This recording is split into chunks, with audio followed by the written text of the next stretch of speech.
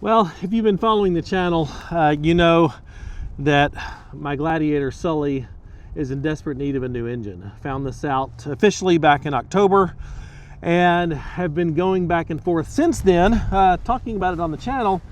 If I was going to go with another 3.6 that I could get for just very little money, go with what I know, or go with an AMW 5.7 liter Hemi. There's pros and cons to both. You know, the Pentastar, I know it's inexpensive.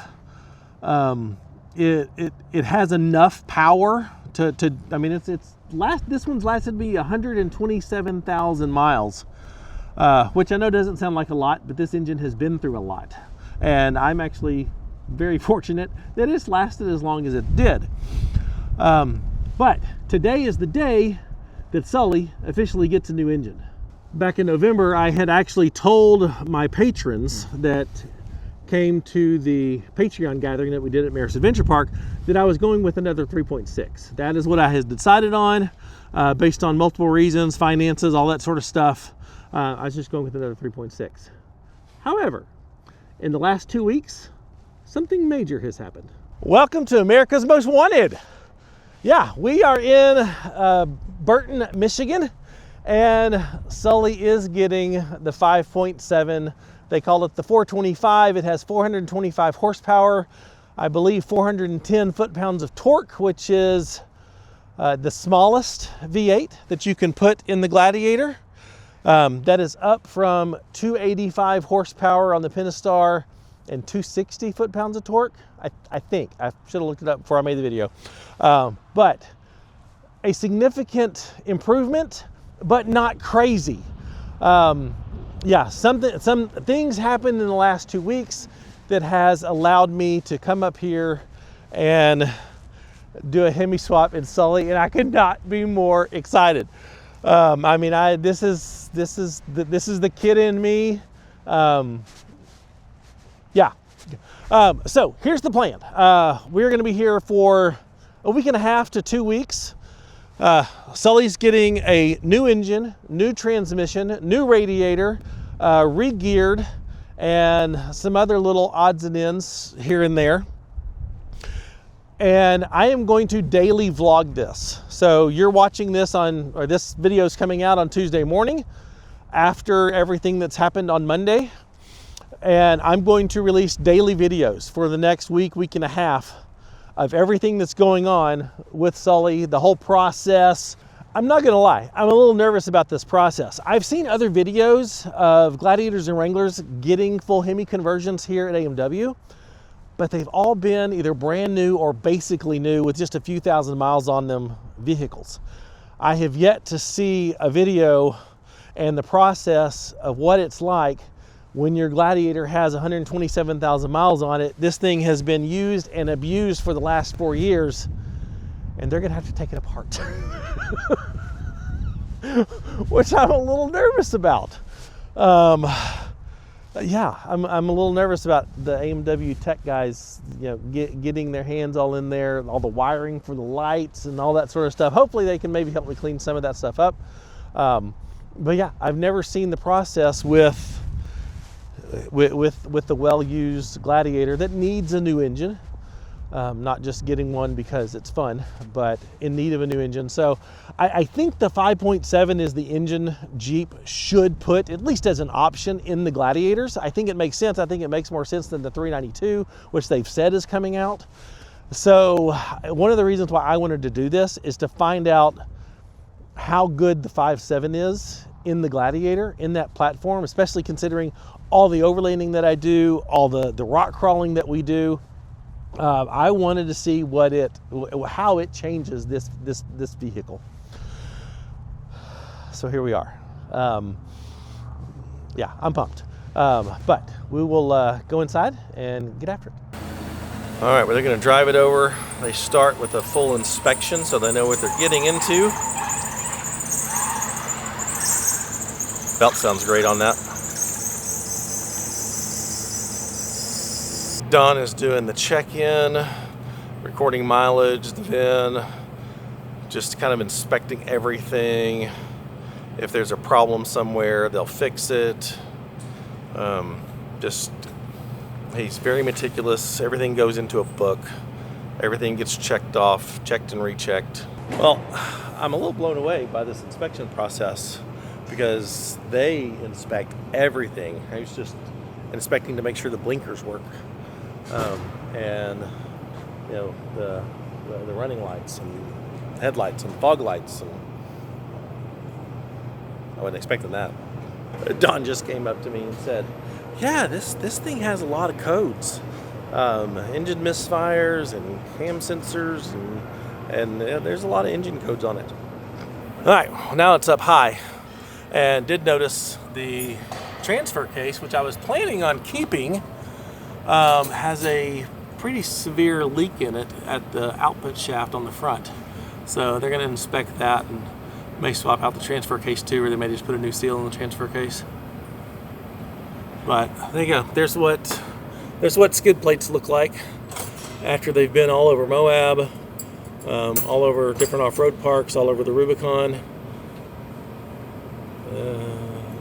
Those little Asphere skid plates have held up amazingly,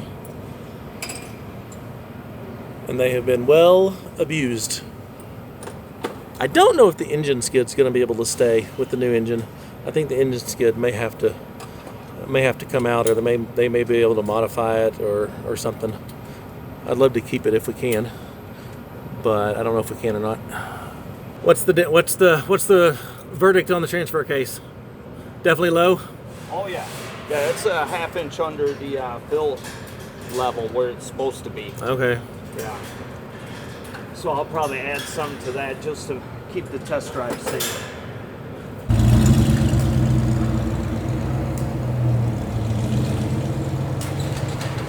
They're taking that one out for a test drive. They're working on the tuning for it. But needless to say, there's a lot of rumbly V8 sounds in this place. All right, Don is done with the rack inspection, and he's going to take it for a test drive. Just get a feel for the steering and suspension and all that sort of stuff. And then when he gets back, the teardown can begin.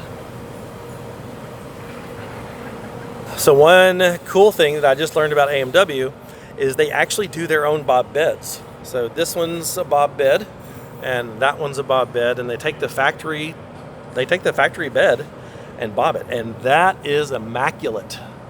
I mean, there's not a seam in that thing. Even the bed liner, they do a crazy good job on bobbing the beds.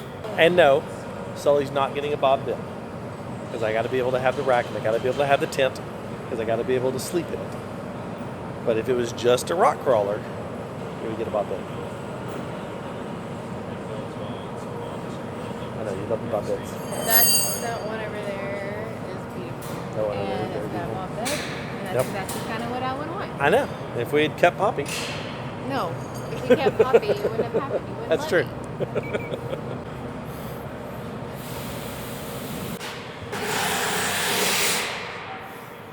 This is it. This is the engine that's going in Sully.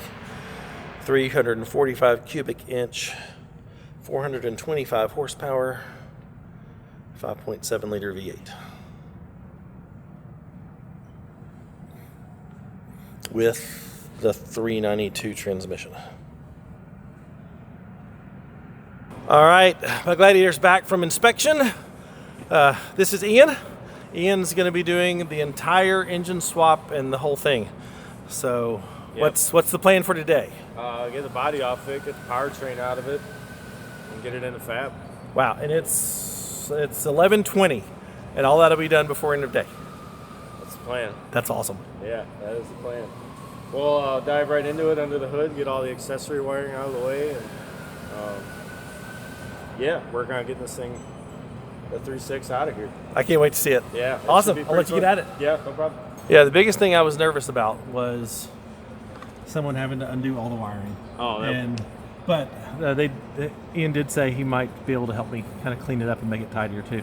Yeah, we when got to it's make going it back look, together. we got to make it look approachable. Not that it works. It works. It's Right? functional, but it's just excessive. Yep. I didn't trim any of the wiring when I put it in there. We'll get it all taken care of. Thanks, buddy. Yeah.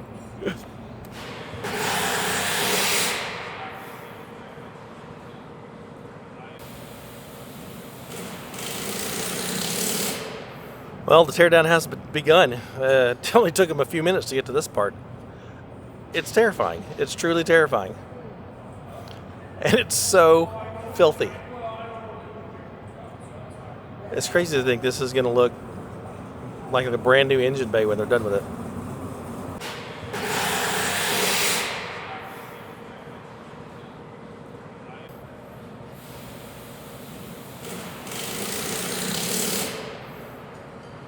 All right, it's time for the body to be lifted off the frame.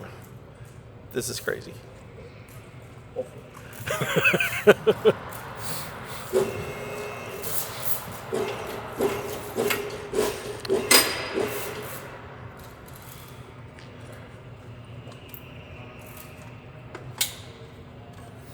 First, like 3 minutes of it are pretty. Oh yeah, you gotta raise it up a few inches, check everything, raise it up a few more inches, check everything. Yeah. Raise up a few more inches, disconnect the stuff with the transfer case and transmission. That's really it.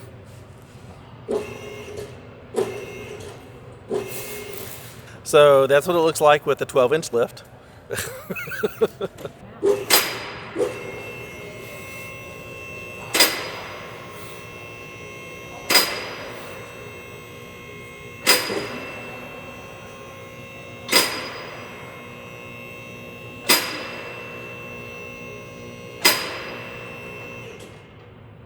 Alrighty. Wow. That's insane. That's crazy.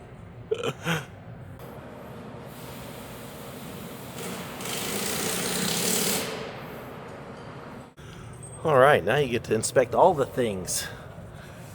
Wow, where do you think this is coming from? That's because I cut your heater hoses. Oh, okay. Yep. I mean, I wouldn't be surprised if that was fluid coming out of my engine. Nope. So, all right. Engine looks dry. Transfer case, yeah, everything looks centered around the yoke there. Yeah, we'll have to see once the engine's actually out and make sure that these are a prone spot for them to leak. Yeah. Sometimes drained is prone to leak. So we'll see.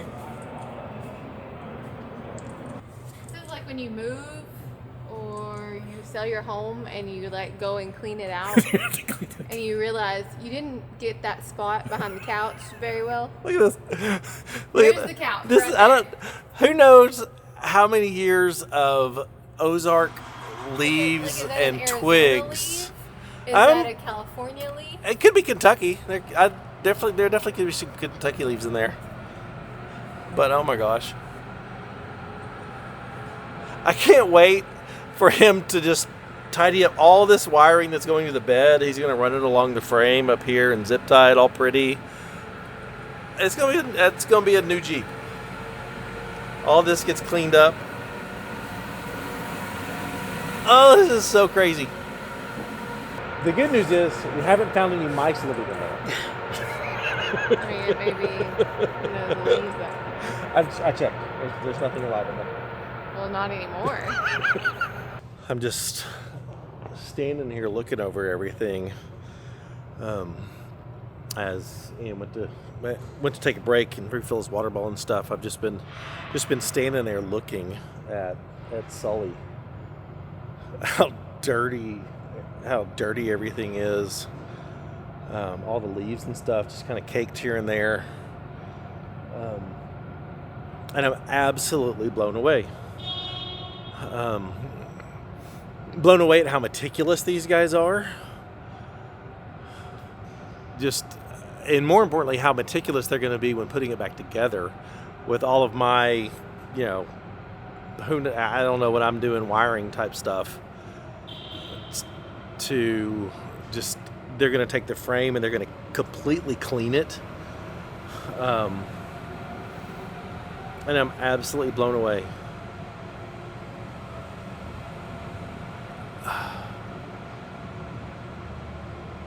There's so many memories with this Jeep. All the stuff that I put this thing through. all this mud and the leaves and stuff are all places that I've been.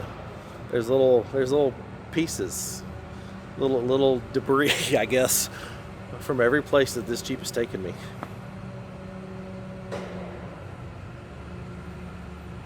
And it's kind of emotional. So everything that comes off that gets reused goes in its own bin. So skid plate, fender liners, wiring harness pieces, everything that gets reused comes over here. And everything that isn't being reused gets trashed over there.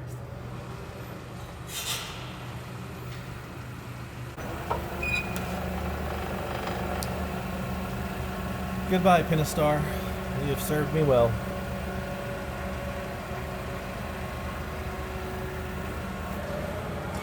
All right, well, that concludes day one. I think that's a heck of a day one. That's wild. He got the completely torn apart and the engine out in basically 6 hours. It's crazy. That's insane. With some tweaks to some electrical things. Yes. He could have gotten out faster if it wasn't for all my wiring. But so come back tomorrow for day two. Day two is in the fab shop, removing the brackets, the engine mounts, welding on new engine mounts, some other tweak things he's got to do. Some of the body. Yes, some body tweaks. So yeah, come back tomorrow for day two. Thanks for watching. We'll see you next. We'll see you tomorrow. Bye. Bye.